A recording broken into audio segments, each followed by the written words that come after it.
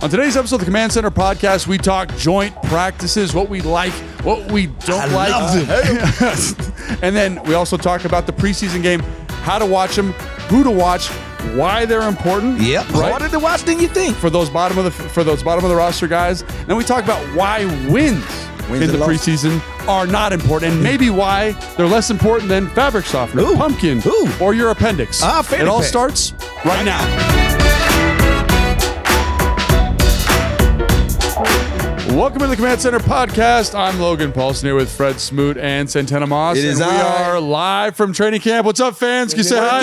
Yeah, thank you. Fans are here. It's always exciting to have the fans here. And then, Fred, nice day at training camp. Not sweaty, no bugs. Hey, listen, it's the coolest training camp day I think ever recorded in Ashburn, Virginia. It has to be. I didn't take part in there. Yeah. This cool. But you always had one day where you're like, oh man, this feels, even down in Richmond. But it rained that day. Yeah. Only in the bubble. Yeah, I'm just saying, it didn't rain this day. It just was a cool day the last couple of days. Yeah. Now I must say, the last few days, man, they've been getting in pretty nice and sweet out here, man. Because I came out here Saturday, and it was just the nicest of all days since I've been here. So, that's 3 days in a row. It's very, very nice. And so, obviously good for the players, good for us sitting in this tent. Now let's do a little bit of admin, housekeeping, whatever you want to call it. So People's Choice Podcast nomination. Thank you guys so much for voting. That result is in. Voting's closed. We'll find out today or tomorrow. We'll probably update you on our next show. We had over almost 1,000 people vote, man. Yeah. On a very short turnaround. So thank you guys so much. We really appreciate it. We do. We really appreciate it. And the prizes will be coming. We'll figure out, the 50 footballs, the shirts, the experience. Yeah. We'll get that to you as soon as we can. But again, like Fred said, we really appreciate you guys showing out for us. We have the best fans. So thank you guys so much for that. And you see that QR code right there? Right there. That QR code. Use that to get your tickets through this show so that you're going to get them anyway. Yeah, you might as well get them through us. Yeah, I was going to say that you guys did a great job showing out for the voting. Yeah. Just use the QR code, man. You guys watch the show, just use that thing. Please do. It helps us out so much. Maybe the most important thing. So if you get it through the QR, Santana Moss going to give you autograph. Whoa. I want that. Maybe I'll order my tickets. He said, buy with us. That's all you had to tell him. Okay, now we got a really exciting event coming up. Live at the Muni, August 22nd. We have our next live show for the Command Center podcast. Yeah. Last time we did it at the Muni, it was absolutely packed. I enjoyed the Muni. I really did. So make sure you guys get there early. It's going to be an event. It's right before the preseason game against, is it against Tuesday? The Baltimore Ravens, right? The Battle of the Beltway. So make sure you guys come. Make sure you guys come early. It's going to be awesome. It's really starting the season off. Yeah. So start the season off with us, man. We really love to see you. So make sure you come out to the Muni. What's up?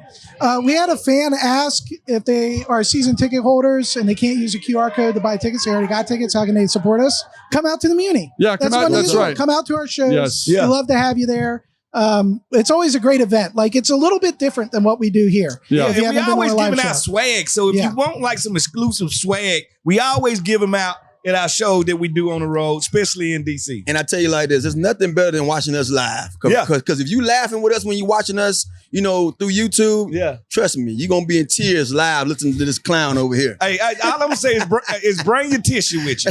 Bring your own tissue. Thanks for voting. Get your tickets. Use the QR code, link in the description. And the Muni, August 22nd. Start the football season off with us. We'd really appreciate it. Yeah. Now, we got some stuff to talk about, specifically joint practice. And it's always, we talk about it pretty much every year. I think we all three of us feel different about it. I know Santana hates them. I think I align with Santana. I thought you was in the middle. So for me, I understand why coaches like joint practices. Yeah. But as a player, man. Yeah. It wasn't my jam. I enjoyed them. I know you did. I enjoyed going against other players because the one thing I did a good job of is I had a tablet that I kept my whole career that I would update on players. And I could get no more intimate information on you than practicing against you. Mm-hmm. So the thing that used to get me, Tana, was I never knew the tempo. Because it's when you only had one speed. Yeah. So what I'm saying is you come out to practice, right? And all of a sudden, it's hey, we're gonna I remember we had a joint practice against the Patriots, and it's hey, we're gonna do live. We're gonna do live special teams. Yeah. And then all of a sudden, we get out right before practice. It's hey, kickoff return won't be live. The wedge won't be live, right? So you got guys coming down, and our guy went with their group and absolutely obliterated the wedge and got dog cussed. Yeah. So then I was well, are they gonna retaliate against us? Are they gonna do something different? Yeah. And that's how every day was. Because like when you're doing those physical positions and you can get embarrassed, guys don't want that. So you feel like it was always about, I didn't know the tempo, and how's this team going to gauge us compared to how we going to gauge them? Right. So do you remember the one we had against, who was it? Houston? Do you remember that one? Where there's a big fight? Were you Houston, I wasn't here. I was just going. So huge fight at Houston. Oh, you're talking about the D-Hall? D-Hall and your boy. So the first day we get out there and we put it on them a little bit. We put them on them a little bit. Yeah. So, usually it's like, hey, no, it's not super competitive. We're not going to fight. Houston was on Hard Knocks that year. Yeah. Bill O'Brien's in the meeting room like, you guys got embarrassed. That's ridiculous. So the next day they come out like gangbusters. Hair on fire. And then the third day it was like, there was no way it wasn't going to be a fight. There was no way it wasn't going to be a full brawl because it just ramped up. The emotions were there. They were boiling over. And to me, that's why it's so important when you do these, you got to do them with someone that you trust, right? Yeah. And Dan Quinn talked about Mike Vrabel. He's like, I can trust Mike Vrabel because like he's going to do it the right way. Yeah. And that's one of my main reasons that I didn't like him, because it's one thing to get ready for another team when you're playing a game or a preseason game. Because you know the standard. But in practice, you can't tell me one period I'm live, next period shut down. Yeah. Because guess what? Somebody on one of them sides is going to take advantage of you and say, all right, I'm going to go live now since he's not going live. Yeah. And that's what you got. You got guys that's trying to make a play, that's trying to make a team. And so just scratch that. I don't want to be out there with you until I have to see you in the preseason game. I think the coaches get so much from it. I was just about to, because they can literally like run game plan. No, I feel them. Do some stuff that I can't do that makes no sense for me to do in the preseason game. Yeah, makes no sense. It's hard for the players, I think, but for the coaches, and for Adam, they get to critique a lot. Oh my gosh, it's invaluable. And I get to study the players on the other team. 100%. Yeah. So I understand that. I don't get it twisted. Yeah. I understand the value of it. Like we get to run actual red zone, actual 2-minute, actual third down calls. Even 1-on-1s feel different. Yeah. And it's awesome. It's great evaluation. It's great for the coordinators. It's the best. But for players, it is like this weird line. And then the other thing I was thinking about, were you here when we played New England? Were you here for that one? Yeah. So I remember New England in 7-on-7, they'd bring 9 guys over. And Jay Gruden was just like... Oh, because they had the defensive ends in, yes, right? And so as a tight end, I'd line up in a 3-point stance. Yeah. The defensive end who would normally rush would jam me to the middle linebacker who was like Devontae Hightower. Yeah. He would earhole me. I'd be in like a double vice like a gunner getting into my route. Yeah. Obvious PI. And then Jay couldn't say anything to Jay Gruden. To Belichick. And so Belichick, we were just like the scout team for Belichick's, the New England Patriots when I was out there. Yeah. And so it's so important to have like guys you trust, guys you can get good work with. Yeah. And it sounds like Dan feels that way about But I also Vrabel. remember too when we went through those practices, I remember that preseason game, we kind of took it to them. Yeah, we did. We kind of had we had a better outing than them. Now in practice you couldn't see it. But when we got in that preseason game, we looked like the better team. Yeah. Yeah. And again, like, so that's where it's for me but you liked it as a player though. And I think it makes for a better preseason game. Because like you said, you ratchet it up at practice and the guys be like, I can't wait. Like, I can't wait till we get out here Sunday so I can make you feel it. Yeah. You know what I'm saying? So I think both teams are more emotionally invested into that preseason game because of the practices during the week, because of the fights, because of the scuffles, because of everything that goes on. So I think it's his pluses and his minuses. I did feel more invested in the game. And I felt like I knew what they were doing. Yeah. I felt like I knew the personnel and I felt like I knew the blitzes they were going to run. So like, it felt like you had a real week of study, like a game week. I felt like I was really ready to go. So for the preseason game, I was locked in. But in the week, you're just like, while y'all out there with your frowns on, I'm out there just jolly. Well, because he didn't have to tackle anybody. He didn't have to do anything. No, but we would do a couple live drills when the teams came over. We would do a couple live drills. To the ground. To the ground sometimes. Yeah, we was out there. I remember we got into a drill. I think it was a 2-minute drill in practice in a live, that live practice. And I remember, I forgot the guy's name is. He's a cornerback. He played for a while. He grabbed me. Every which way I went, he was just tugging on me. And I'm like, bro, first of all, it's practice. Yeah. Second of all, I'm trying to make it to the preseason game. So I kind of like said something to him, like, but he apologized immediately. Then you get one of his buddies, don't apologize to him. Yeah. That's how we coming.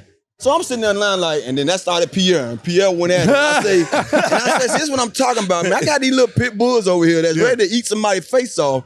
But I'm just trying to tell Buddy, be mindful who you covering. If you can't cover me, don't pull me. Yeah. But that's the reason why I hated going against guys like that in practice, because I'm saying to myself, with my own guys, I can talk to them and say, look, man, let's try to save each other, for the game or whatever. And also for you, Tana, and maybe for Smoot too, is like if I'm a young guy and I see Santana Moss, it's like I'm trying to make a name for myself. Bingo. Yes. I'm trying to make him look bad. And I'm not mad at that. Yeah. Like they go to think about it. They go that hint of competition that's not there when it's not another team which I'm all for, but just do it the right way. You know what I mean? Cover me without having to pull on me so I can hurt my hamstrings or something. You know what I mean? Yeah. So obviously incredibly important, like knowing the coach you're going with, like knowing there's going to be no shenanigans, knowing that they're going to be on message. That's super important. Another couple questions I get is like, what are they like? We talked a little bit about like what we don't like about them, but let's talk about the structure of the joint practice. And to me, it's like, if you've been to any practice, it's like you got your warm up, you got your team run, maybe 9-on-7, depending on what the coach is. Yep.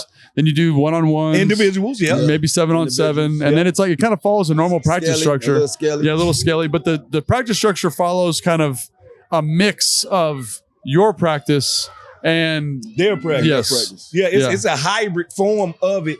But it's a lot of work getting completed. Yeah. And that's what I did like about bless you. I'm going to get a lot of work done, and that's all that matters to me. I think one of the things that stood out about our practice that time when we went against the Patriots was how we walked to the next drill and they were sprinting. Like almost every time you heard that whistle blow, you didn't see a guy from the Patriots walking. Yeah. And I was walking over there like, well, I guess that's the difference from winning Super Bowls or not. I guess that's the difference. Dude, I'm glad you brought that up because I remember going to New England and it was like everything was crazy sharp. Yes, like man. The receivers with Tom Brady, the protections, the communication, and you were just like, oh. I remember seeing Tom go off on Edelman. I'm like, Lord have mercy. That's what they doing over there. But it shows you. It was a difference in Tom going off on Edelman and RG3 running in Moselle. It was a totally, why he cheering the crowd on, like, one was razor sharp and focused. Yeah. The other one was just, we was all over the place. Yeah. Yeah, man. And again, so that's kind of the structure. Different for different teams. Yeah. The intensity is something we just talked about. It definitely goes up, but it's kind of in this weird, like it's weird not a space. It's not a game. It's not a practice. But I can't put bad film out there. Like the eye in the sky don't lie. And I think that's what really had me going is I can't put that bad film out there. I'm trying to gauge it. I'm saying to myself, I only practice hard. So no matter who you are, I don't have a problem practicing hard. Yeah.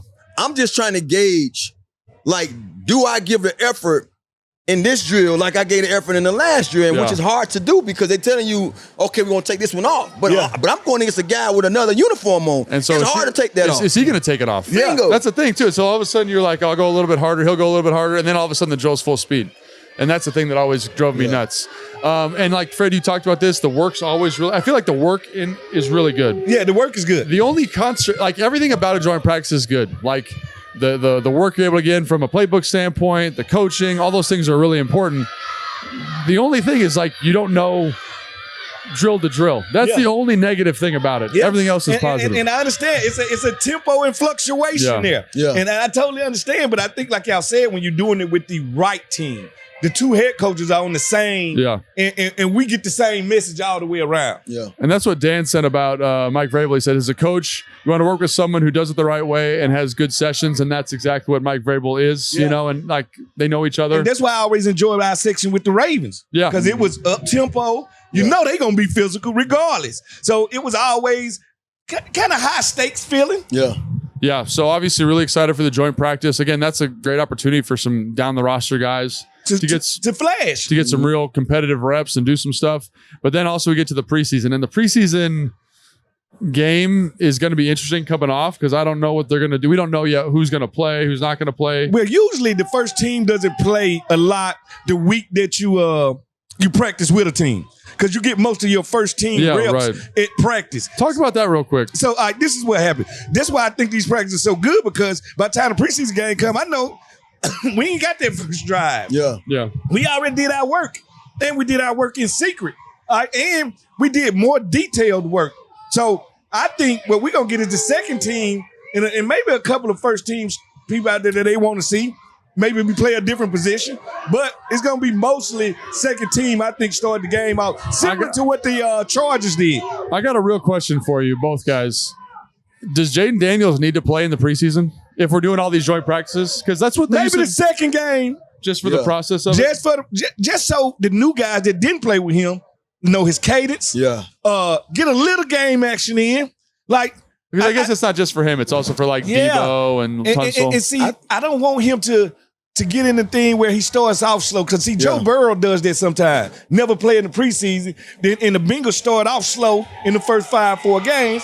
I would rather for him to play in the second game and not the third game. I think it's cool for him to get out there and get a couple of reps. I mean, true, I don't want to see him out there the whole entire, first quarter or nothing like that. But if you get him out there and get him a drive going and then get him off the field, that, to me, I know everybody's wired differently, but to me, I used to have a little chart in my head of that preseason game 1, I did 6 plays. Yeah. Game 2, I did 15. Game 3 was that big game for us. Yeah. I did a half. Yeah. Or I did up to, halftime. And I'm like, okay, week 1, I'm ready to go. Yeah. So I'm not sure if he gets that kind of gratification out of it. Yeah. But I would like to see it for the sake of just the team alone as a whole. So y'all can, like you said, get familiar with him, his cadence. Yeah. What he sees in certain coverages. I mean, they're not going to show a lot. They're going to be vanilla. You know what I mean? But still, you want to be out there with him and live bullets are thrown at you so you can just get kind of temperament of how things to pretty much be expected. Yeah, I just don't want him his first pass to Debo to be in week 1. Yeah, exactly. That's what I'm saying. Well, I remember like with Tom Brady and even Peyton Manning, like they wouldn't do preseasons because they had done the joint practices. The joint practices, yeah. And so, like, are you protecting him or? I guess, which I could understand them not putting him in the game because of the joint practices. Yep. And that's why I say the joint practices, you get so much more out of them that I can see them saying, this is the preseason game are worthless. Yeah. All this work we just did. Yeah. Yeah, that's kind of what I was thinking. But again, like to Tana's point and your original point, like there's something about putting the helmet on, getting under the lights, being in the stadium. Yeah. Just getting that process. Like it's back. Like at one point, it has to say it's back more than just training camp. Yeah. Like you had to be some game preparation in there. And I don't care if it, like I said, I do not care if it's just for one drive. Yeah. I want to see them out there as a unit. That's all I'm saying. I love anticipating, just knowing that I'm going to be in that hotel room the night before. I'm going to have to eat my little pregame meal. Like all that stuff was stuff routine that I look forward to because it's something that I'm used to. And like you said, even if it's one drive, 3 plays, like who cares? It's just getting me back into rhythm of things. Yeah, that's an interesting point too, because like again, like your whole process starts, right? Like what I want to eat, what time do I want to get to the stadium, and you kind of work that out in the preseason. So yeah, maybe even though like he doesn't need to play a ton, just working that process might not be a bad idea. Yep. So this game's interesting to me, and I hope Drake May plays for them because like I remember doing the draft stuff last year, and it was like we were going back and forth. So many good quarterbacks, and like Drake May had his people that thought he should have been the first pick overall, and obviously there's some guys that thought Jaden should have been the first pick. And now they're going to see each other. I mean, we'll see if they end up playing, but what's the expectation for them, and like how excited are you to watch some of these guys from New England? I think when it comes down to it, we'll be able to see them in practice. That's probably going to be the biggest thing. In practice to go against each other.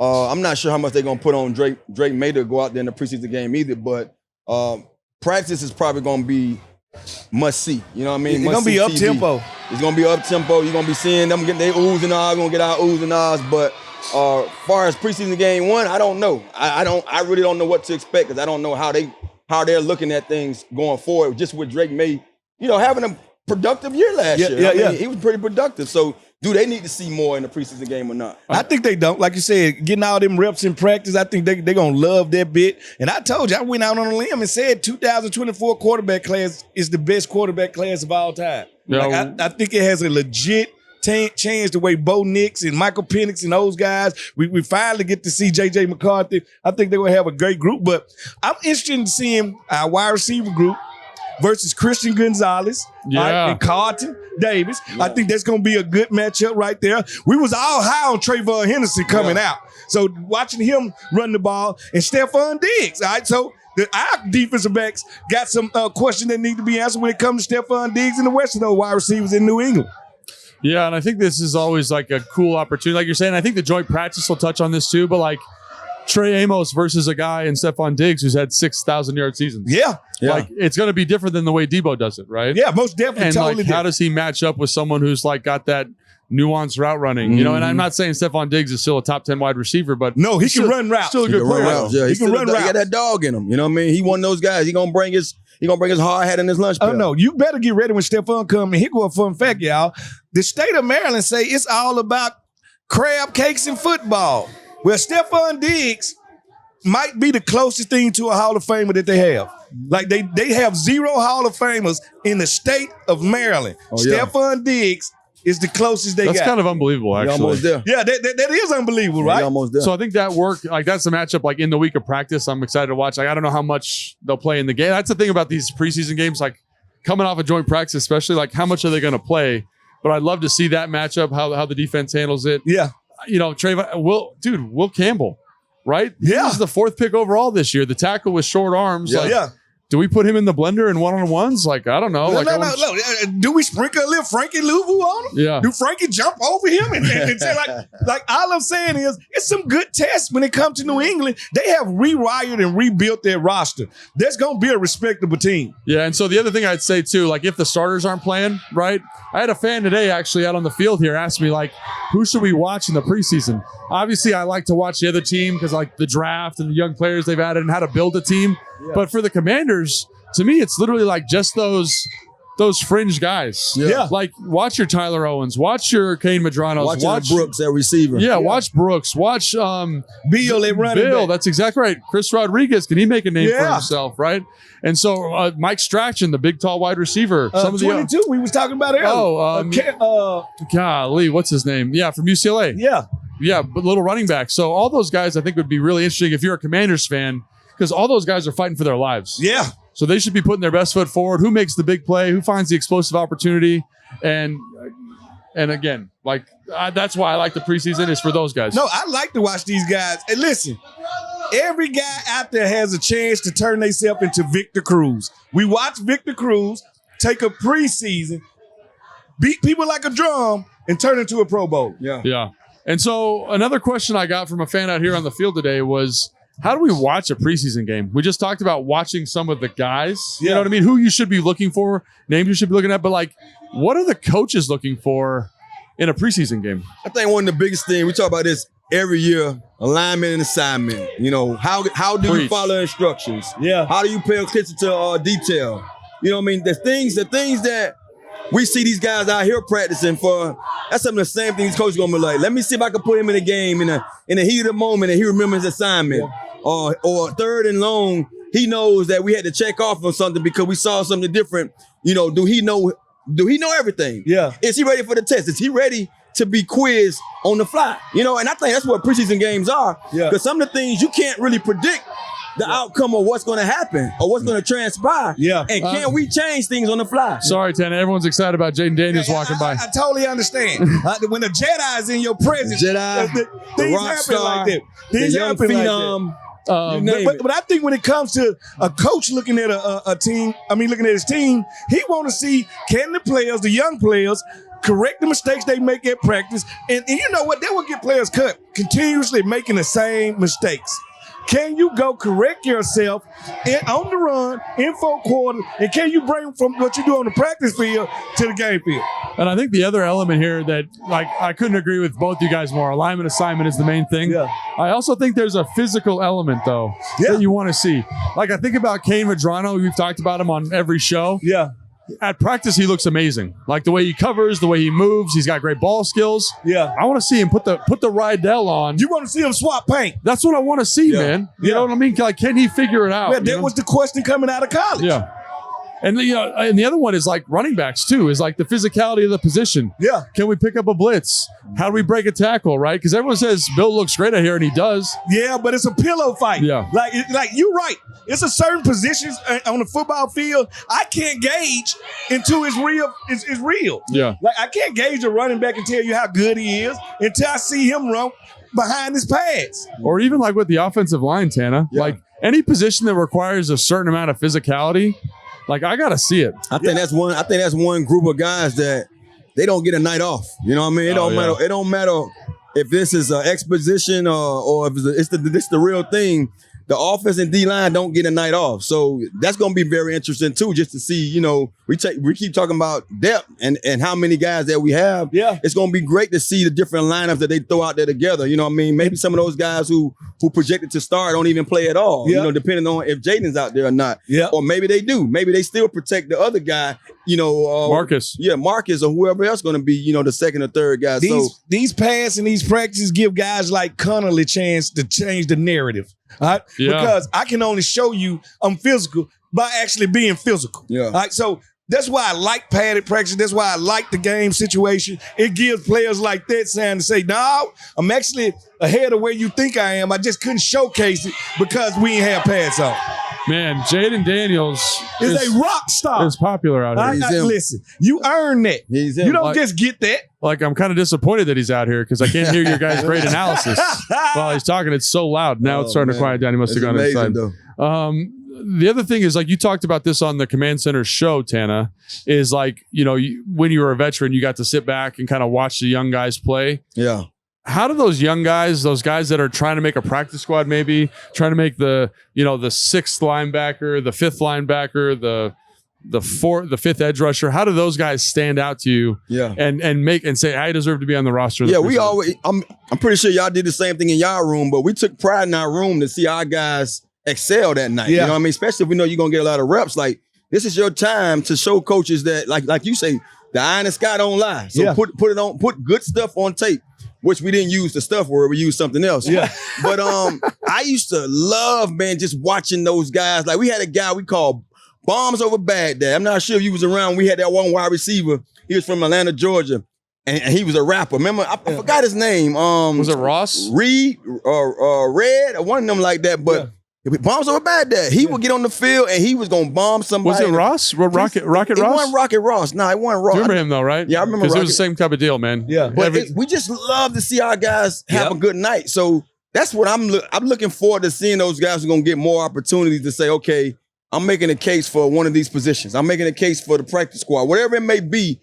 You know what I mean? We took pride in that in our room, and I love to see it. We always told our guys this: if you don't make this squad, make it hard for the other 31 to turn you down. Because when you go out here and play on TV, they watching. They scouts are paid to watch you. So it's more than just our team that's watching you. And we know from playing that 53 can be a true number crunch. Yeah. Like we can have a guy that's waiting on IR, and the reason the 53rd guy don't make the team because we got to keep a roster spot for this guy. So it's just a numbers game. So I always tell them, play like your life depended on it, because it does. Yeah, you definitely your football life. And that's and so for people watching at home, people say, well, how do I know if a guy's doing a good job? And I think the easiest way, quite honestly, is the guy you're interested in making plays? Like, are they making receptions? Are they making blocks? Are they making tackles? Are they making tackles? And usually if they are, that's a really good sign that they're making moves. Yeah, you know what I mean? And the amount of playing time a coach gives you, I call it opportunity. If they're going to give you all of this opportunity, take advantage, because guess what? Next week, they might want to get a guy behind you, those reps. That's right. Yeah. That's absolutely right. So, obviously, like, to me, the preseason is so much fun because you get to watch all these guys play. But something that fans always ask is, do preseason games, wins or losses, matter? And our guy, producer Jason, came up with a great segment.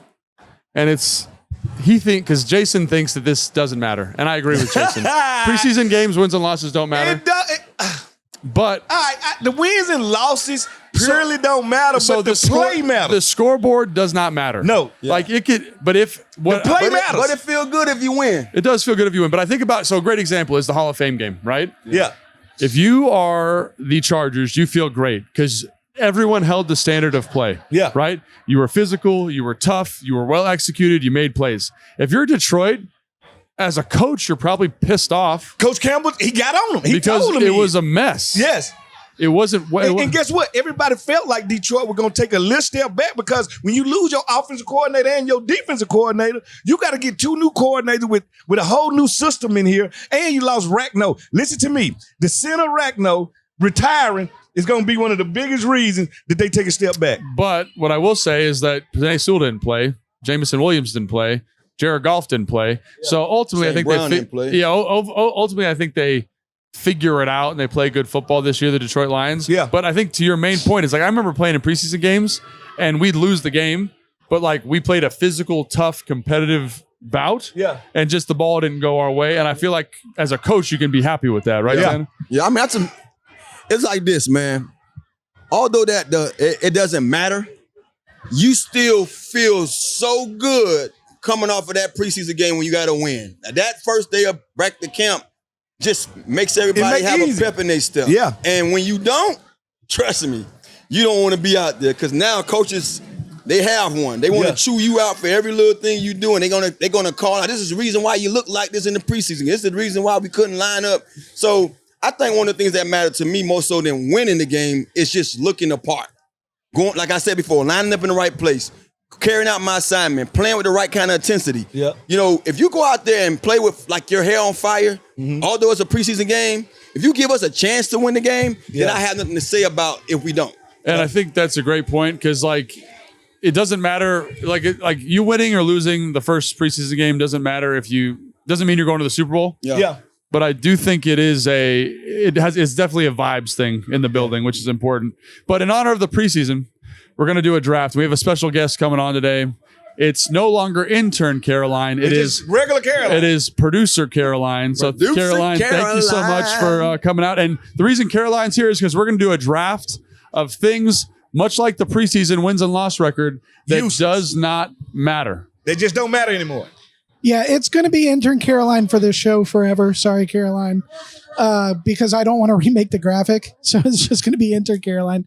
But intern Caroline, sorry. Yeah. But the idea of to set this up and why I brought Caroline here, the idea is that like wins and losses don't matter, but people get really hyped up about it. Like you said, like I agree with you guys. Like I hear what you're saying. The vibes matter. Like playing well matters. I'm not talking about you can play bad in the preseason and it doesn't matter. I'm just saying if you're in the L column, who cares? Just as long as you're getting out of that preseason game what you need to get out of it. Yeah. So that being said, what are some other things, doesn't have to be football related, that is popular or that people believe is important, but it's meaningless. It just means nothing. All right, I got one right off the bat.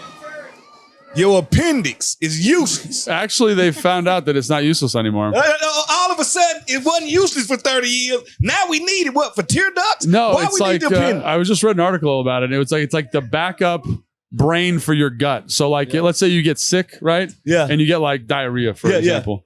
It's that's the organ that helps like reset your gut. Gives you the good and the bad bacteria. Yeah, get you reset. So it was useless for a long time. But apparently it's useful now. I don't have mine. Yeah. I have not noticed any ill effects of not having it. And I think that since the invention of the air fryer, the microwave is useless. Dude, I might be on board with that one. The microwave is therefore I got useless. one.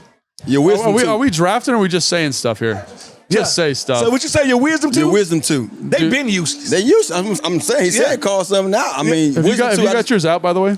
I got mine out when I broke my jaw, so I had to take them out. Yeah, I got mine out too. What about you? But I'm like, why are they there if I don't need them? You know what I mean? Why are they there if you're gonna wait till I'm a certain amount of years old and then you say, oh, you have to remove these now? Because they used it because they pushed the other teeth forward. Like if you chipped a tooth or something? Yeah. Are you telling the truth there, Fred? No, because I've seen kids get their wisdom tooth taken out early.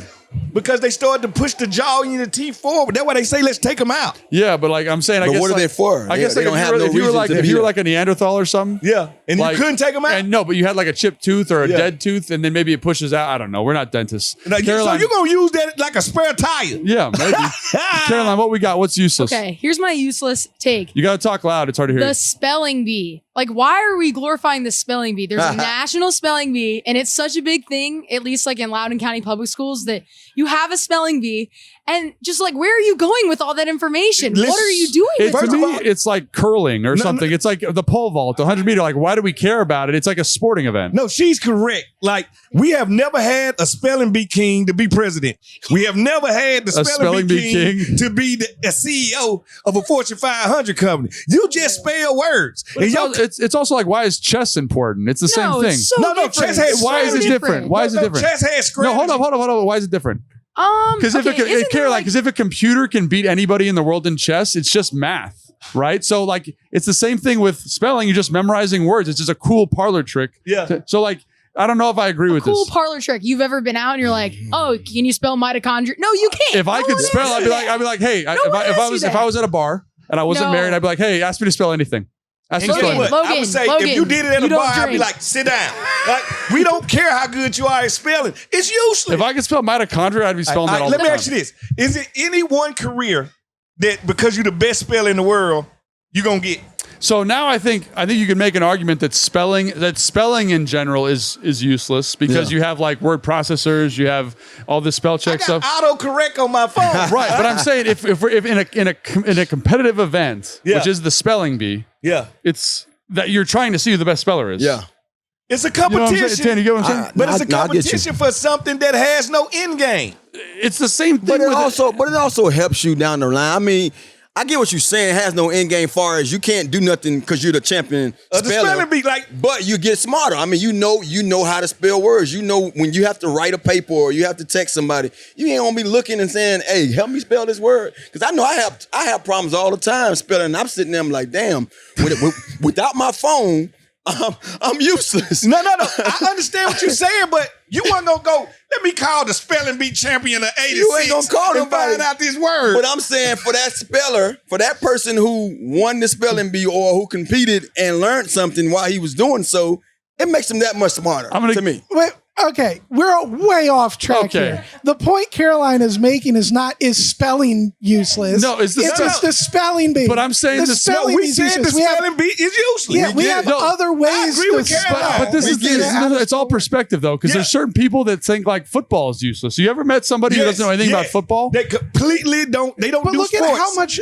Look at how much is tied to football. Yes. It's tied to people's lives. Yeah. But you pull football away, people's lives are gone. Yeah. But that's because life is gone. That's because we put a lot of like if we're in Japan, for example. Yeah. Okay, but I'm just saying like it's Logan. You give us one then that we can tear apart. I don't really. Everything's useful. No, I'm kidding. The one that Jason brought up that I think is 100% useless. Yeah, it's yours. I'm gonna steal it. Is the GPS in your car? I don't use my GPS in my car. Yeah, I don't use my GPS in the car. Neither do I use the. You got reverse, neutral, and drive. I never use second and first. I have never said, you know what, here come 10, I'm finna drop this thing in second. Never have I ever said it. It's not second, it's whatever, it's like low. It's like -1, -2. Yeah. So what about your tonsils? Oh. Because I see so many people get their tonsils removed, like they're useless. To me, I'm like, if they're not needed, why are they there? Like, if you can remove them, useless. Why are they there? Caroline, are they useless or Come what? on, Caroline. I don't think so. I got my tonsils taken out. I think some people's, if they're supposed to defend like bacteria and stuff, but some people's attract it. So if I got mine taken out when I was 18 because I was always getting sick, but some people it works. I mean, but you were perfectly fine, right? Yeah, I'm fine now. So why they there? Yeah.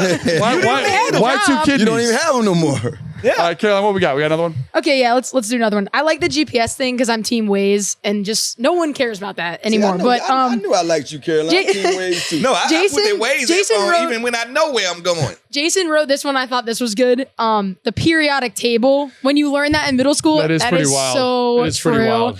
I mean, why are we learning those things? I cannot agree with y'all on the periodic table. I pay no attention to it. Because they study adding gases and solids to it. All right? This they are. Well, I'm not talking about the importance of knowing elements. I'm talking about memorizing that table. Because now I can just Google it. I can be like, what's the periodic table? Let me look at it. Or what's the composition of water? I can just Google it. And I don't have to like commit it to memory the same way. One of the biggest tricks that they did in school is that anything that was ever printed up on the wall, if they had to cover it up during a quiz, this is a dumb quiz. Because I can find that at any point whenever I want. So basically, Jason say, American schools are irrelevant. I think that's... No, I'm saying teach me how to set up a 401k. Yeah.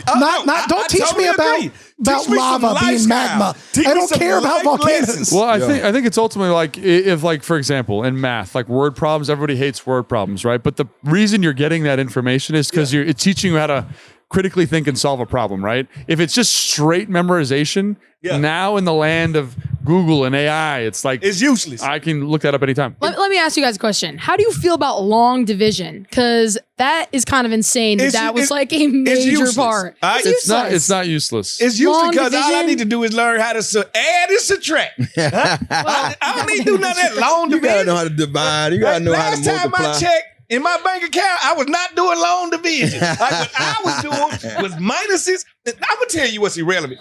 Fruitcake is irrelevant. You don't like fruitcake? First of all, nobody actually eats it. Yeah. It turns into a piece of furniture. Yeah. Like I want to go to the fruitcake factory and say, shut down. I have seen more fruitcake sitting on my table at a cookout than I'm like, who brought this? Who? No one touches it. Like who? They're embarrassed. No, like it's an embarrassing thing. Like, why are they still making it? Who brought this? So, Fred, man? the one I thought you were going to bring up was pumpkin. I'm going to bring pumpkin up because I hate it. It's useless. No, pumpkin on this list compared to that is not okay. For Halloween, to sit on your porch and to be carved out. That's all they made for. Like, rule number one of food. We talk about our parents. Do not play with your food. Yeah. They allow you to play with pumpkin because it ain't food. It ain't no other day besides November. I mean, Thanksgiving. That's why I understand. Halloween. So how you make pumpkin pie? It is a food. No, it ain't. Don't you do you it, eat pumpkin pie. Don't you told do me it. you told me the smooth house. I love it, Tana. Stir him up. Get him going. It's useless. You told me the smooth house loves some pumpkin pie. You know, all I want to ask y'all is, when have y'all left the house, say, baby, I'm going to the grocery store. You need anything? If anybody in your household, child or wife, said, please bring some pumpkin home. Nobody. That's how many people. That's a good point. It's a very seasonal thing. But I think we can all agree that wins and losses in the preseason don't apply to pumpkin winning. Latte. Don't apply to you winning the Super Bowl. Nah, it don't matter. Useless. Caroline, would you agree with that? It don't matter. Yeah, I agree with that. Okay, and thank you. Well, that's the one we're able to all agree on there. Thank you, intern Caroline / producer Caroline, for coming out. We really appreciate you coming on. Love your insight as always. And I think that's going to do it for today's show.